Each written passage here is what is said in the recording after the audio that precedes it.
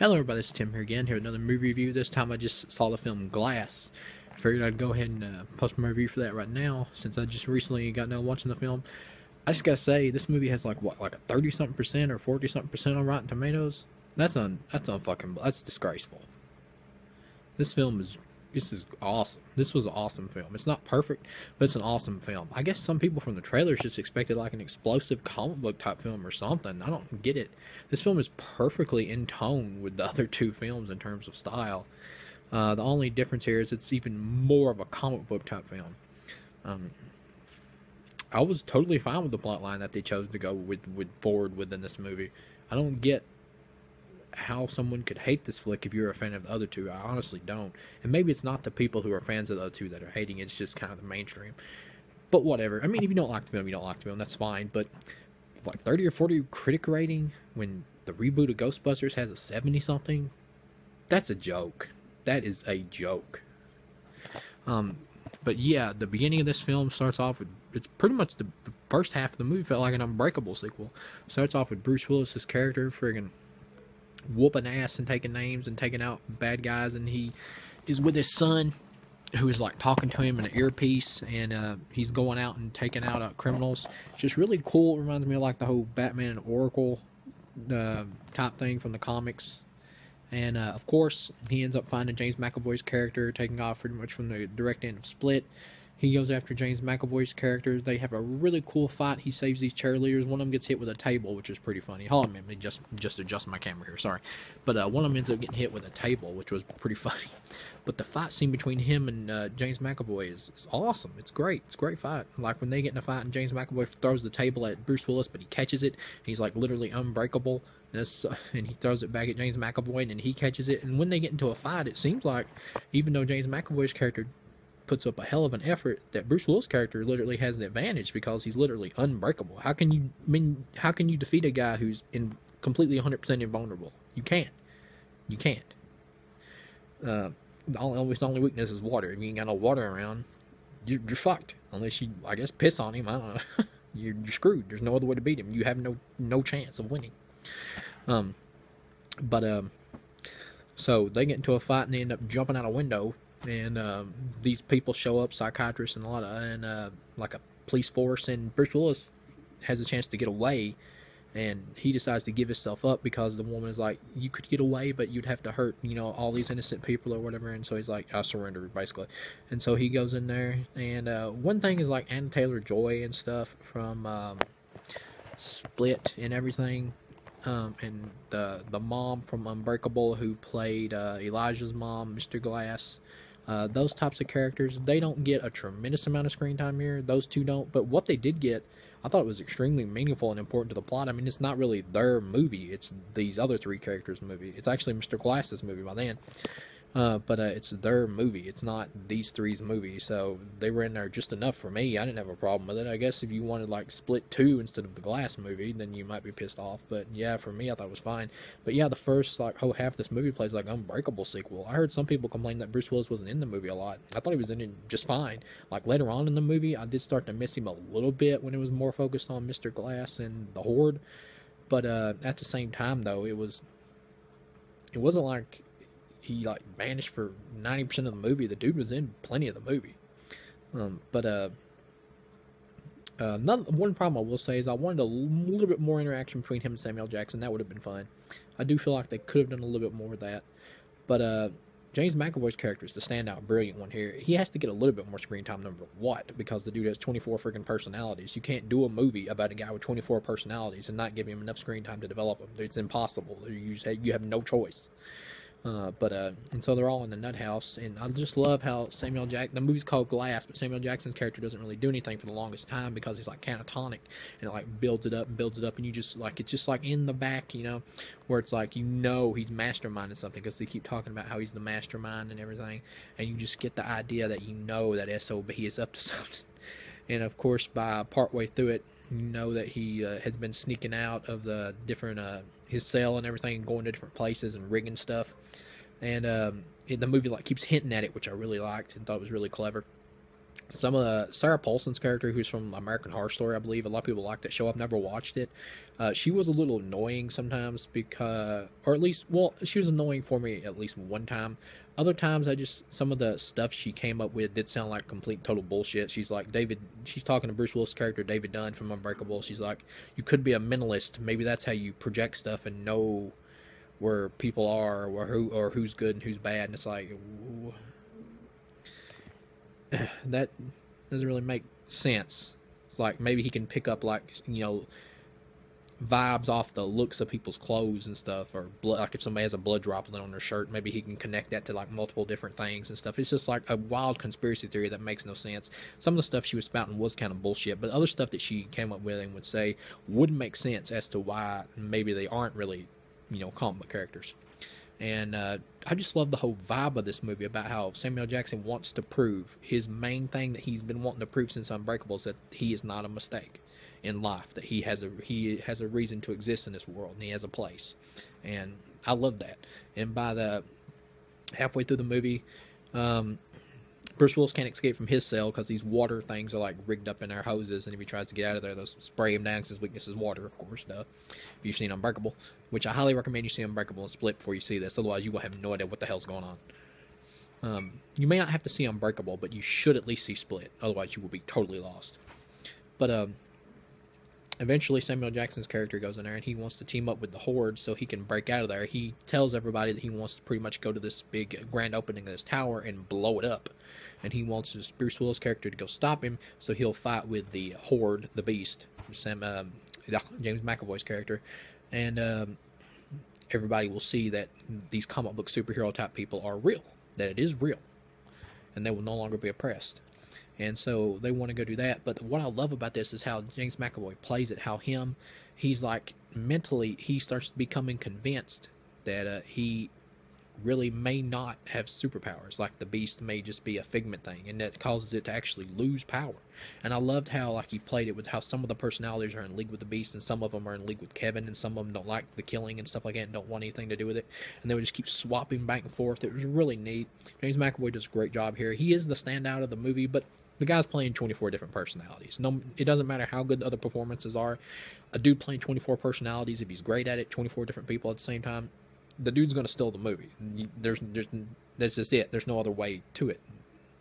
But so he ends up teaming up Samuel Jackson's character because Samuel Jackson talks him into it and starts building up his spirit again. He starts getting his strength back because he's been losing his power, and he does the same thing to Bruce Willis to encourage him to bust through the door to go fight him. And it's just really cool. Once Samuel Jackson takes over this movie, it's really cool, and you find yourself almost rooting for Samuel Jackson's character because you complete 100% understand where he's coming from.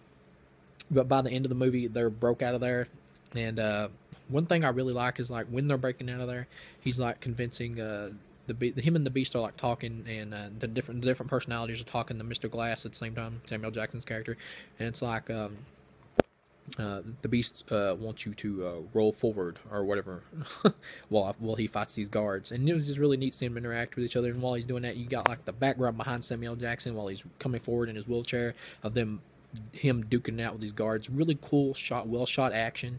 At some points, there's maybe one or two many close-ups with action where it's like doing first-person view.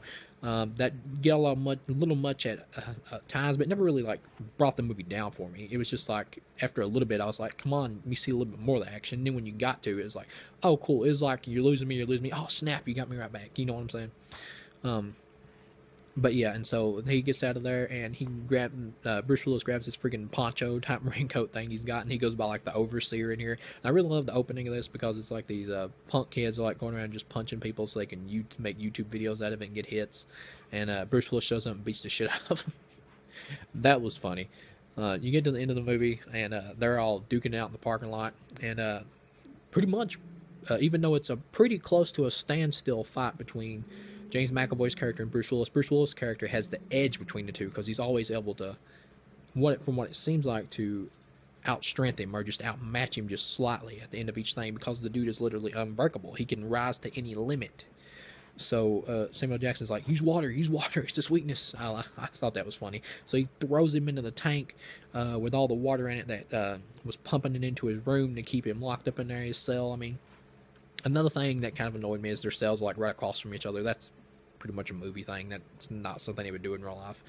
But and he's like, James McAvoy as the Beast jumps into the tank and he's like trying to drown Bruce Willis, and Bruce Willis is banging on the side of the tank and freaking knocks a hole in it because he has super strength pretty much, and they come flying out of there, and then James McAvoy's character takes off because he's like, we're going to finish this at the tower, and Bruce Willis' son shows up and tells James McAvoy that the reason his father died on the train was because it was the one that Samuel Jackson rigged up in Unbreakable. And yeah, that's what a lot of fans pretty much predicted and expected.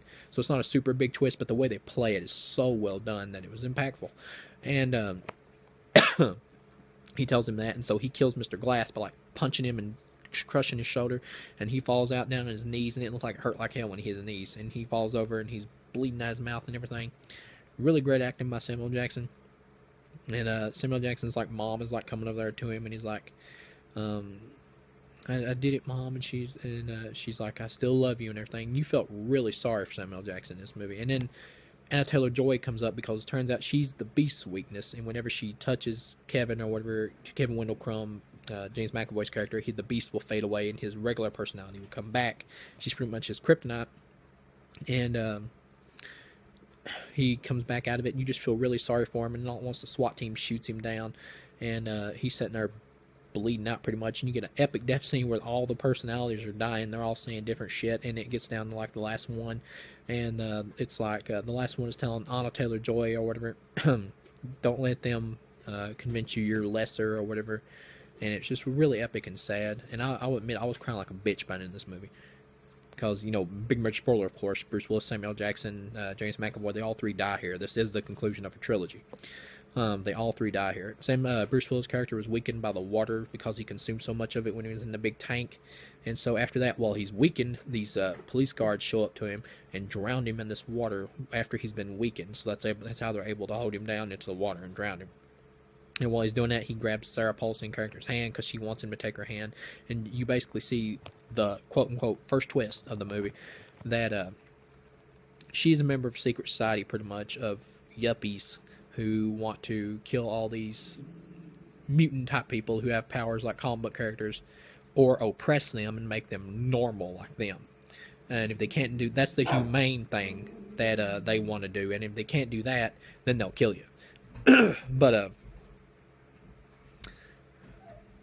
sorry, it's so cold here. I got a little bit of a cough. But, so he finds that out, and they drown Bruce Willis in this really sad scene.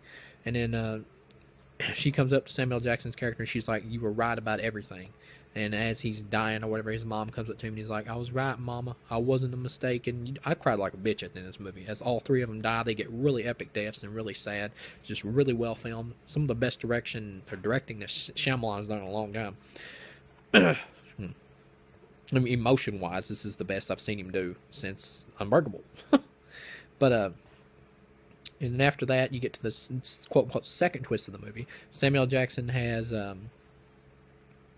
sent a videotape. He recorded everything. He rigged the cameras up in the facility to record everything of all the action of the Beast and everything, and David Dunn fighting, and everything they said and all that. And he sends it out, and Sarah Paulson realizes that she screwed up. It's all went to hell in the handbasket. Her plan has backfired. She hasn't been able to cover it up, and she screams, you know, like hell.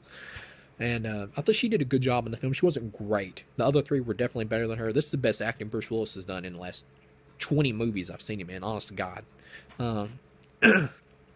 He's great in this film. All three of the main performances are great. But, and so she freaks out, and then David Dunn's son and Anna Taylor-Joy and Mr. Glass's mom are all in this train facility, and they're like, how long ago did you send it out? And he's like, an hour ago.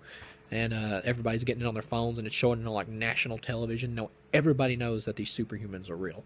And so it's been exposed. So, you know, the world's going to change now, because no longer will these types of people have to be in hiding. So Mr. Glass succeeded in what he was, you know, wanting to do. So hence the title of the movie, Glass. But yeah, anyway, all in all, this is a 4-star film. I thought it was awesome. I was crying like a bitch at the end of this. It really hit really good emotional levels. There's like very few movies that's ever made me cry. Titanic, no. The only like 2 movies I can think of that has ever got me emotional like this is this and Big Fish by Tim Burton. That's pretty much it. Just really well done. Yeah, it does have some minor flaws here and there. Like the first half of the movie feels like an Unbreakable movie, and then after that, it becomes more focused on Samuel Jackson's character and starts to. It's not that it feels like a different movie. Then it just feels more like, the Glass movie. It feels more. It feels more like it has its own identity then, instead of. So I guess it kind of does feel like a different movie, but not in a way to where it feels like this first half didn't feel like it was part of the same whole as what I'm saying. It felt more like after the first half, it felt more like the Glass movie instead of Unbreakable 2. But yeah, there's little problems here and there, but all together, I mean, there was some silly dialogue every now and then that would start happening, but then it felt like M. Night Shyamalan would like dial it back, and then it would start getting back on track again. But other than these minor problems, this is easily a 4-star out of 4 film for me. I thought this film was awesome. It's not the best of the three. Unbreakable is still a masterpiece. I like this better than Split, though. Split was an awesome film, but it's that last twist of Split that really pushes it over. This, I just really enjoyed the ideas and just the exploration of it much more. I like this better than Split. It's not a perfect movie. There are little mistakes, but all in all, just the final impact of the film just punches you in the heart much more and just injects you much more emotionally than anything from Split. So that's why I put it over Split. But yeah, all in all, 4-star, awesome movie. It's not a masterpiece, but it's an awesome ending to this trilogy, and this is one of my favorite comic book trilogies ever made, as of now. One other problem though is like the whole secret society thing or whatever about the people. You get enough information about it. It's pretty much they're just like jealous people of these other people who have powers and stuff like that, and they're afraid of an uprising, of them being oppressed by these people if they were to all expose themselves to society. So that's why they're taking them out. But they needed to delve a little bit more into that. For information wise, just a little bit more. Like you could do just another whole movie. Like you could do another movie in this series just about those people. But I got enough here to understand where it was coming from and where it was going with it. But y'all in all, I had an awesome time with it. I highly recommend this. I can't believe it, the low critic score for this. It's crazy. But thank you guys for watching.